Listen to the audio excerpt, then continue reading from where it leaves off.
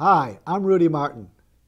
I've been getting a lot of questions from viewers of my Uncommon Wisdom daily videos, and one question in particular keeps coming up.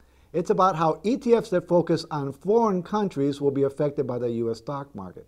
Now, most advisors will tell you to diversify your portfolio, and many recommend doing so with emerging market ETFs.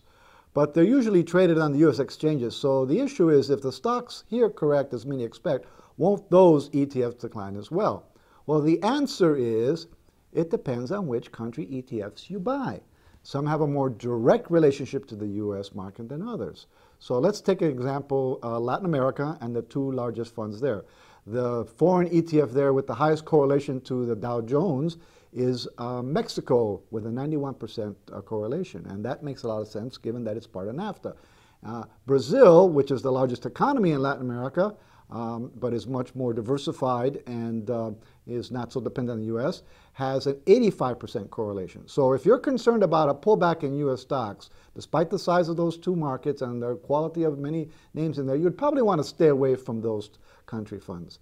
Now, the country fund with the lowest correlation to the U.S. markets was Chile, ticker symbol ECH. But even that one would likely decline along with the Dow Jones. So really, the question you're really asking is, what's the best way to hedge against a U.S. stock market correction? Well, the obvious answer is a simple inverse ETF like the ProShares Short S&P 500, ticker symbol SH. Very simply, it rises point for point as the broader market sinks point for point. Now, that's a way to get the direct offset of the changes. Another way to diversify, which I'm very excited about, is soft commodities, and you've heard me talk about that.